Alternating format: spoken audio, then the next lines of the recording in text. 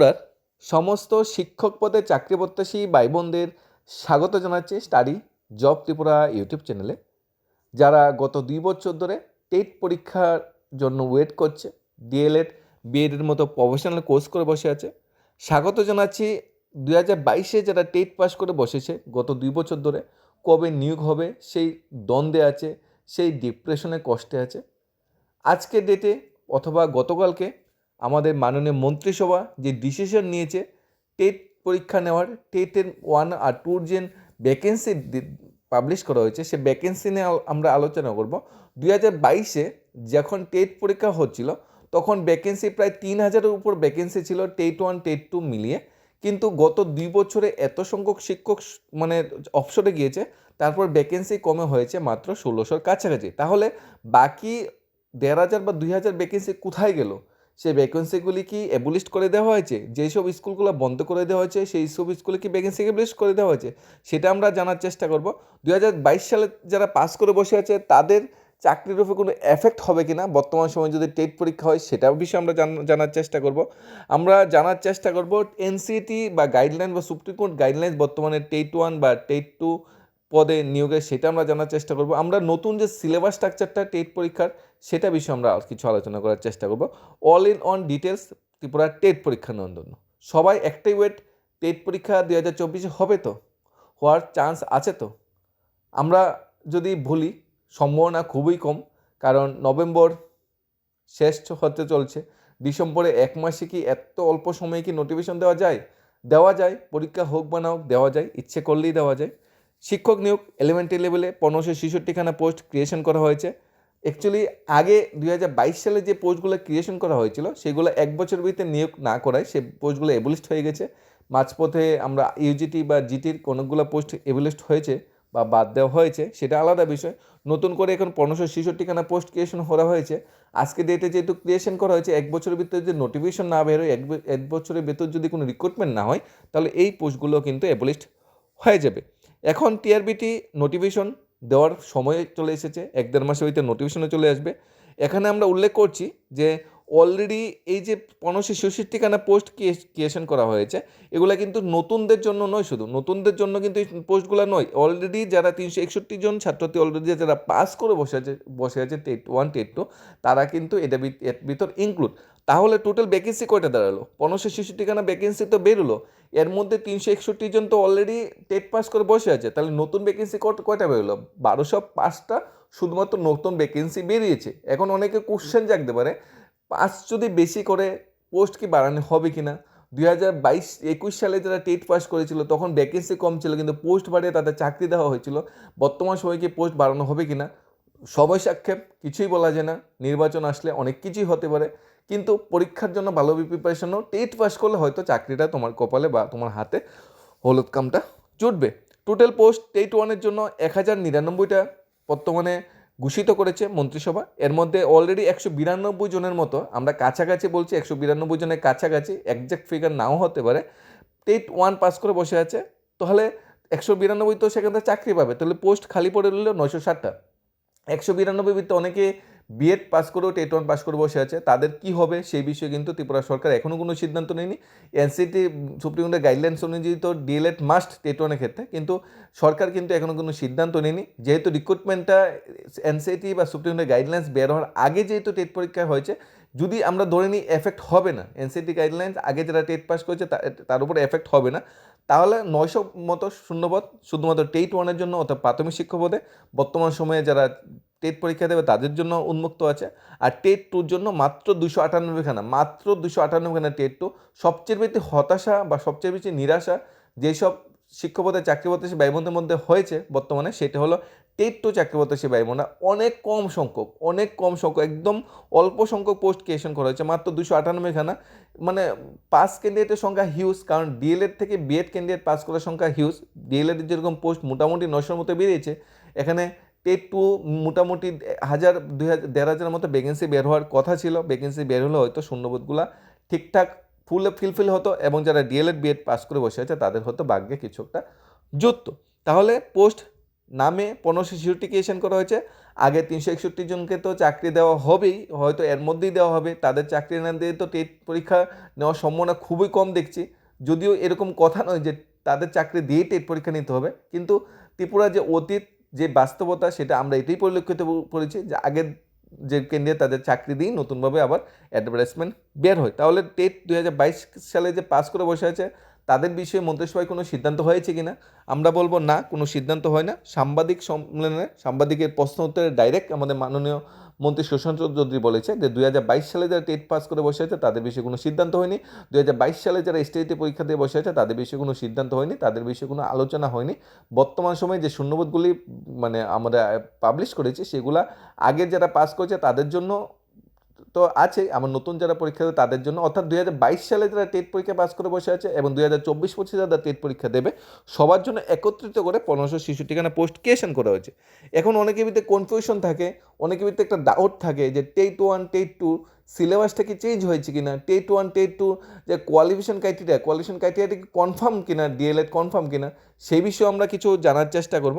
দেখো, পেপার যে 1 আমরা যেটা বললাম টেট 1, টেট 1-এর ক্ষেত্রে বা টেট 2-র ক্ষেত্রে যে গাইডলাইন্সটা সেটা যদি আমরা একটু দেখি, টেট 1-এর ক্ষেত্রে বলা হয়েছে সিনিয়র সেকেন্ডারিতে অ্যাটলিস্ট 50% মার্কস লাগবে, সাথে 2 ইয়ার্স ডিপ্লোমা লাগবে এলিমেন্টারি এডুকেশন। অর্থাৎ সিনিয়র সেকেন্ডারিতে যদি 50% মার্কস না থাকে তাহলে কিন্তু প্রাথমিক শিক্ষক পদে বা টেট 1 পরীক্ষাটা দেওয়া কিন্তু ইম্পসিবল।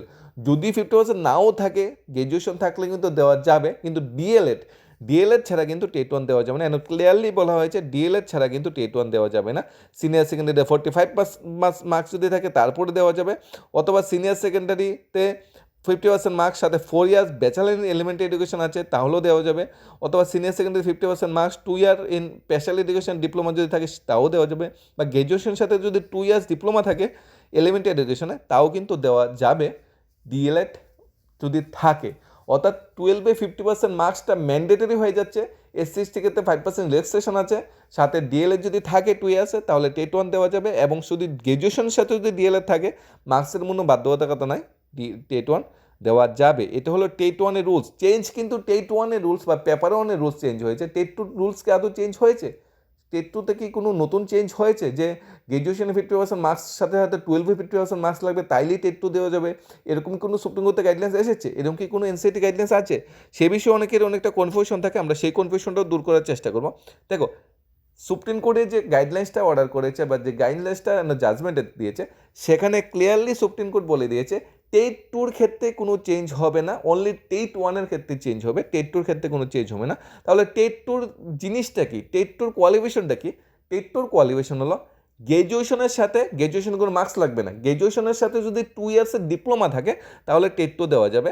অর্থাৎ ডিপ্লোমা যদি থাকে তুমি টেট 1-ও দিতে পারবে, টেট 2 দিতে পারবে, যদি তোমার গ্র্যাজুয়েশন সাথে থাকে কোনো মার্কসের কোনো ম্যান্ডেটারি নাই। তবে টেট 2 দিতে গিয়ে যদি তোমার কাছে বিএড থাকে, তোমার কাছে যদি বিএড ডিগ্রি থাকে তুমি টেট 2-তে বসতে দাও তাহলে কিন্তু গ্র্যাজুয়েশনে 50% মার্কস লাগবে। যদি ডিপ্লোমা থাকে টেট 2-তে বসতে যাও তাহলে কিন্তু গ্র্যাজুয়েশনে 50% মার্কস এখানে লাগবে না। অ্যাটলিস্ট 50% মার্কস লাগবে গ্র্যাজুয়েশনে, গ্র্যাজুয়েশন যদি না থাকে পোস্ট গ্র্যাজুয়েশনে যদি 50% মার্কস থাকে তাহলেও চলবে, সাথে বিএড থাকতে হবে। তাছাড়া আর যদি সিনিয়র সেকেন্ডারিতে 50% মার্কস থাকে তাতে 4 ইয়ার যে ব্যাচেলর ইন এলিমেন্টারি এডুকেশন সেই ডিগ্রিটা যদি থাকে বিএলএড তাহলেও তুমি টেট 2 দিতে পারবে।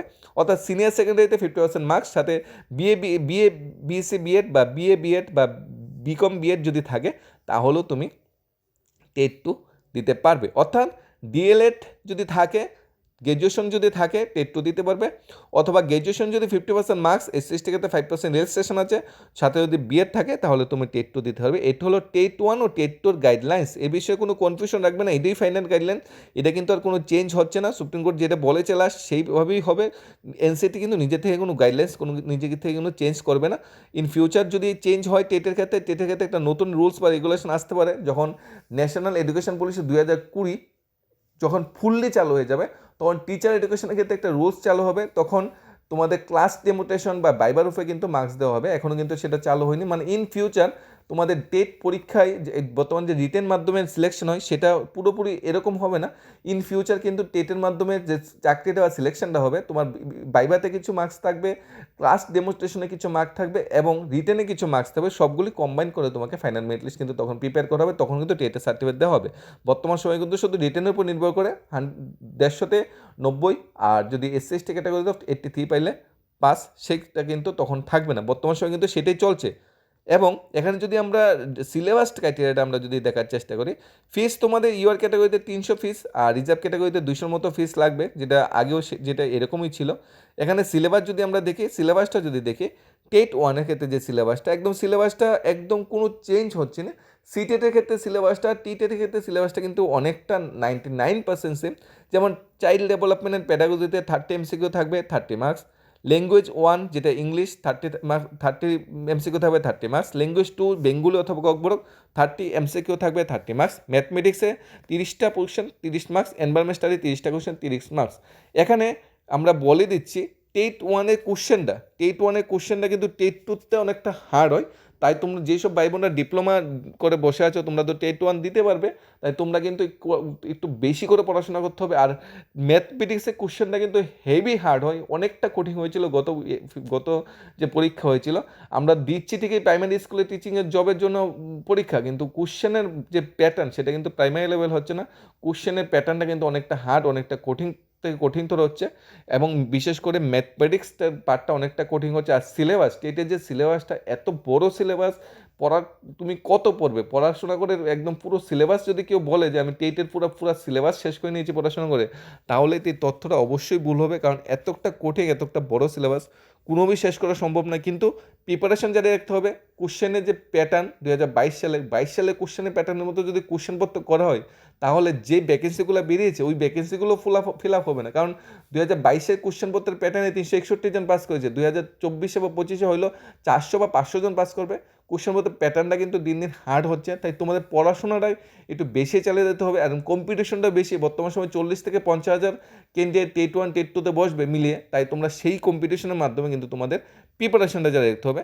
টেট টুর ক্ষেত্রে বা পেপার 2 যেটা 6 to 8, সেখানে আছে তোমাদের চাইল্ড ডেভেলপমেন্ট প্যাডাগজিতে 30 মার্কস, ল্যাঙ্গুয়েজ ইংলিশে 30 মার্কস, ল্যাঙ্গুয়েজ 2 বেঙ্গলিতে 30 মার্কস বা ককবরকে। আর 4 নম্বরে থাকছে যদি তুমি সায়েন্স ব্যাকগ্রাউন্ডের হো, ম্যাথমেটিক অথবা সায়েন্স 60 মার্কস। আর যদি তুমি অন্য ব্যাকগ্রাউন্ড, আর্টস ব্যাকগ্রাউন্ড থেকে হয়ে থাকো তাহলে, বা কমার্স ব্যাকগ্রাউন্ড হয়ে থাকো, তাহলে তোমার সোশ্যাল স্টাডি, যেখানে জিওগ্রাফি এবং হিস্ট্রি থাকবে, সেখানে 60 মার্কস।